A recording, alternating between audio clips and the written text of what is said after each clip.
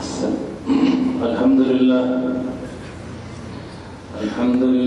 نحمده ونستعينه ونستغفره ونعوذ بالله من شرور أنفسنا ومن سيئات أعمالنا من يهده الله فلا مضل له ومن يضلله فلا هادي له وأشهد أن لا إله إلا الله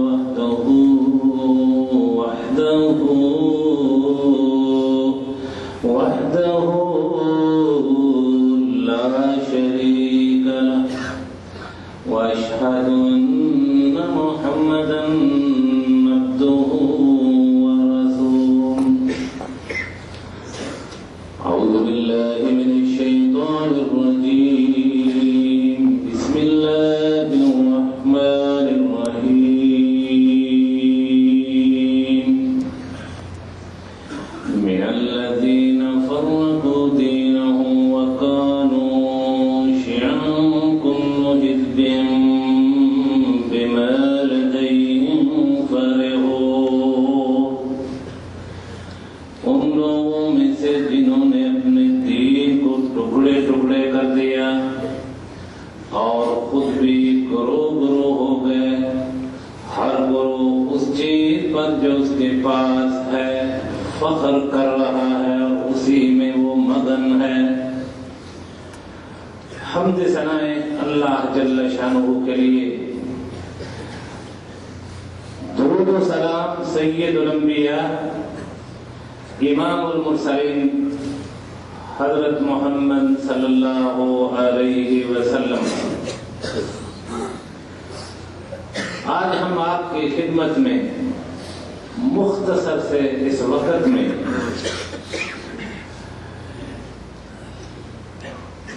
اس بات کا رد کرنا چاہتے ہیں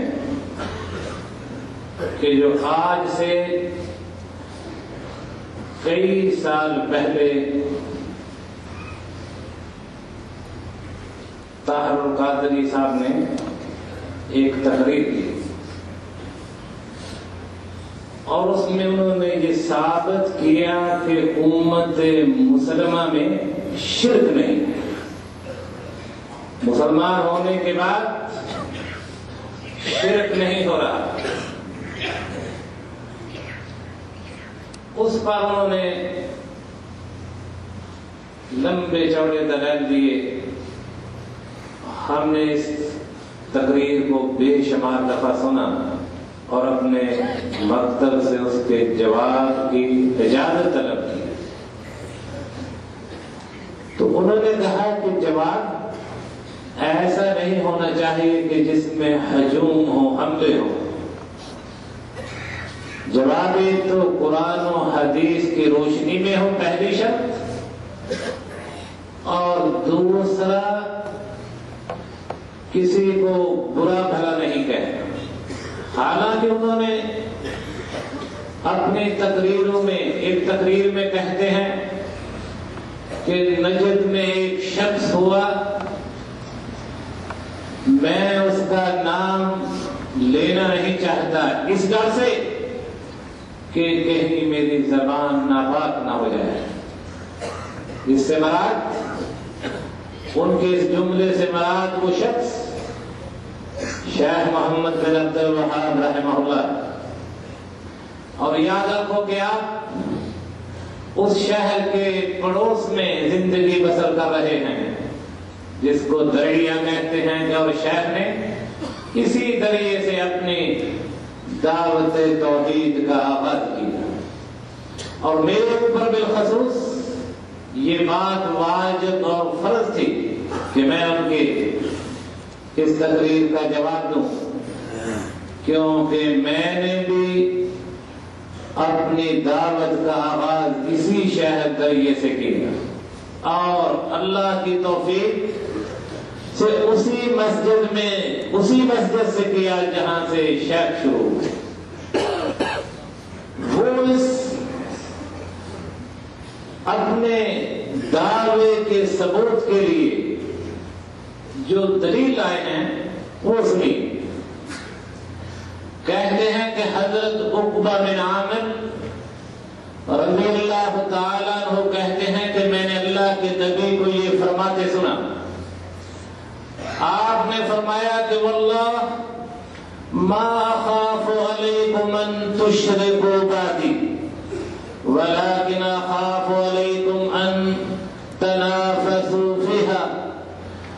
کہ اللہ کے نبی صلی اللہ علیہ وسلم نے فرمایا کہ مجھے میرے رب کی قسم مجھے ڈر نہیں، خوف نہیں کہ تم میرے بعد شرک کرو گے، لیکن جس چیز کا مجھے ڈر ہے ولیکن اخاف علیکم ان تنافسوا فیہا، کہ مجھے ڈر ہے کہ دنیا تمہارے اوپر زیادہ ہو جائے گی، دنیا کی فراوانی تمہارے پاس زیادہ ہو جائے گی اور تم اس میں ایک دوسرے سے بڑھنے کی کوشش کرو گے، مجھے یہ ڈر ہے. لیکن شرک کا ڈر نہیں کہ میری امت میرے بعد اپنے رب کو اپنے رب کے ساتھ کسی کو شریک بنائے. کہتے ہیں یہ اس بات کی دلیل ہے کہ امت محمدیہ سے شرک ختم ہو چکا ہے. سنیے یہاں اللہ کے نبی صلی اللہ علیہ وسلم نے فرمایا کہ واللہ ما خاف علیکم ان تشرکوا بعدی، مجھے اس بات کا خوف نہیں، ڈر نہیں کہ میری امت میرے بعد شرک کرے، لیکن خوف اس چیز کا ہے کہ مال کی فراوانی کی وجہ سے آپس میں ایک دوسرے سے بڑھنے کی کوشش کرو. ایک اور حدیث سنیے.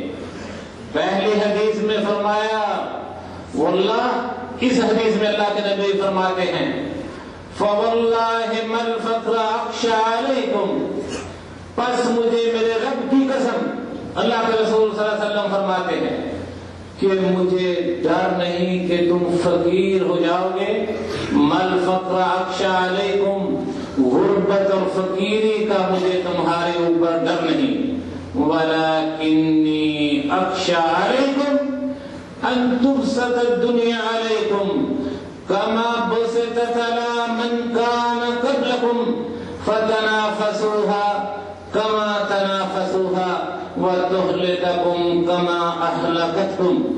اللہ کے رسول صلی اللہ علیہ وسلم فرماتے ہیں کہ مجھے تمہارے فقیر مسکین غریب ہو جانے کا ڈر نہیں، ڈر اس چیز کا ہے کہ دنیا کی فراوانی ہو جائے گی تمہارے اوپر، تم ایک دوسرے سے آگے بڑھنے کی کوشش کرو گے، اور جس طرح تمہارے پہلے لوگوں پر دنیا کی فراوانی تھی، جس طرح دنیا نے ان کو ہلاک کر دیا، اسی طرح تم اس میں غرق ہو جاؤ گے، ہلاک ہو جاؤ گے. یہ غور طلب بات یہ ہے کہ اللہ کے نبی صلی اللہ علیہ وسلم نے شرک سے فرمایا کہ ڈر نہیں، وہاں بھی اپنے رب کی قسم کھا کر اور فخر اور غربت کے لیے بھی وہی الفاظ بولے. آپ یہ مجھے بتائیں کہ دنیا میں غربت ہے مسلمانوں کے اندر کہ نہیں؟ ہمارے اخبارات لکھتے ہیں کہ 60% ہمارے ملک پاکستان میں لوگ فخر سے غربت سے بھی کم کی زندگی بسر کر رہے ہیں. انڈونیشیا دیکھو، ایسے بے شمار بنگلہ دیش دیکھو جو مسلمانوں کی حکومتیں ہیں، کس قدر فخر ہے، غربت ہے اور مسکین کی زندگی بسر کر رہے ہیں. جس طرح غربت اور فخر ہے، اسی طرح ہی شرک ابھی تک باقی، اسی طرح ہی لوگ شرک میں زندگی بسر کر رہے ہیں جس طرح فخر میں. اس حدیث کے متعلق میں نہیں، آپ نہیں، لیکن بڑے بڑے علماء کیا کہتے ہیں. حافظ ابن حجر اسقلانی فرماتے ہیں ما خاف علیکم ان تشرکوا، اللہ کے نبی صلی اللہ علیہ وسلم نے فرمایا کہ مجھے ڈر نہیں کہ تم اللہ کے ساتھ شریک بناؤ گے. الا مجموعکم لان ذلک قد وقع من الغرض، زیادہ لوگ شرک نہیں کریں گے لیکن دوسرے لوگوں سے شرک سرزد بھی ہوگا. حافظ ابن حجر کہتے ہیں کہ اس حدیث سے مراد کیا ہے کہ اللہ کے نبی صلی اللہ علیہ وسلم نے فرمایا کہ واللہ ما اخاف علیکم ان تشرك بعد سے کہتے ہیں حافظ ابن حجر اسقلانی وَأَنَّ أَصْحَابَهُ لَا يُشْرِكُونَ بَعْدَهُ کہ اللہ کے نبی صلی اللہ علیہ وسلم نے اپنے دور میں اللہ کے نبی کے صحابہ نے اپنے رب کے ساتھ کسی کو شریک نہیں بنایا. جب دعوت تبلیغ اور دعوت توحید کمزور پڑتی گئی لوگ اپنے رب کے ساتھ شریک بناتے چلے. لیکن غضب اور عجب کی بات یہ ہے کہ شرک ہم نے سمجھا اس بات کو کہ لوگ پتھروں کو سجدے کریں, کسی درخت کے سامنے جھک جائیں, ہم کہتے ہیں یہ شرک ہے. ہم آپ کے سامنے شرک کی ایک مثال بیان کرتے ہیں, سننا دیکھنا کہ یہ شرک ہے. ان کے نزدیک آستانوں پر یہ گرے ہوئے لوگ, قبروں پر یہ سجدے کرتے ہوئے لوگ, مزاروں پر یہ عورتوں مردوں کا اختلاط اور یہ یانویاں, یہ کنڈے مولود, یہ سب کے سب محبت کی علامات ہیں.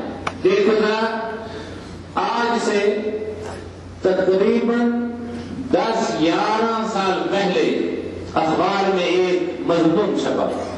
1991 جون میں یہ مضمون لکھنے والی ایک عورت جو پاکستان کے علمی حلقوں میں بہت معتبر سمجھی جاتی ہے, جس کا نام بشرا رحمان, لیکن میں اس کو کہا کرتا ہوں کہ ایسی مشرق عورتیں بشرا رحمان نہیں بلکہ بشرا شیطان ہوا کرتی.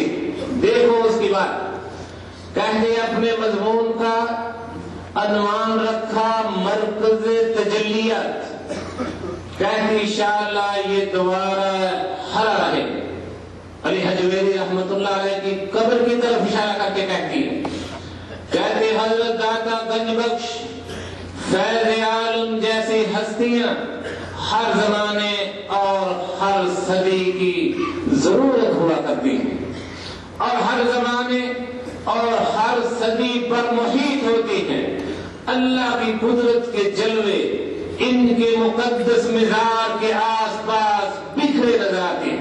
یہ وہ اپنے مضمون میں لکھ رہی, میں نہیں کہہ رہا. کہتی کچھ سال پہلے ایک جرمن عورت مجھے ملی تھی. اس نے عارف والا کے ایک پاکستانی سے شادی کر رکھی تھی. وہ عمر میں اپنے شوہر سے 20 برس بڑی تھی. اگلے سال وہ پاکستان آئی تو اس نے مجھے ایئرپورٹ سے فون کیا اور کہا کہ وہ پاکستان کی زمین پر اترتے ہی داتا صاحب کو سلام کرنا چاہتی ہے. میں اسے ایئرپورٹ سے لینے چلی گئی کیونکہ مجھے اسے داتا صاحب کے دربار پر لے جانا تھا. میں وہاں پہنچی تو اس کی گود میں 3 ماہ کا بیٹا تھا. میں حیران ہوئی تو وہ بولی گزشتہ سال میں آئی تھی تو داتا صاحب کے مزار پر منت مانی تھی. آپ فیصلہ کریں کہ یہ بیٹے قبروں سے ملتے. یہ واللہ حفظی جون 1999 کہ یہ اخبار پڑھ کے دیکھنا نوائے واقع. کہتی ہے وہاں پہنچی تو اس کی گود میں 3 ماہ کا بیٹا تھا. میں حیران ہوں تو وہ بولی گزشتہ سال میں آئی تھی تو دادا صاحب کے مزار پر منت مانی تھی. تمنا تھی کہ اس عمر میں ایک بچہ ہو. سو یہ بیٹا داتا صاحب کی دعا سے ملا ہے. یہاں تو تھوڑے سے نرمی سے بات کر گئے کیونکہ کوئی مریض دل کہے کہ دادا صاحب نے دعا ہی کی ہے نا, لیکن دعا جو وفات شدہ نہیں کیا کرتے. آگے سنا اس سے مزیدار بات. کہنے لگی کہ دعا سے پیدا داتا صاحب کی دعا سے پیدا ہوا یہ بچہ. میں نے اس کا نام انعام اللہ رکھ دیا ہے. یہ داتا صاحب کا مجھ پر انعام ہوا کہ اس نے مجھے بیٹا عطا کیا ہے. میرے لیے پہلے جا کر چوکھٹ پر پھول چڑھانا لازمی ہے. لاہور شہر کے سارے پھول تو خود اس کی چوکھٹ پر چڑھنے کے لیے بے قرار ہے. عربی مثل ہے, عرب کہتے ہیں کہ فر من المطر وتحت قام المیزان, کہ ایک آدمی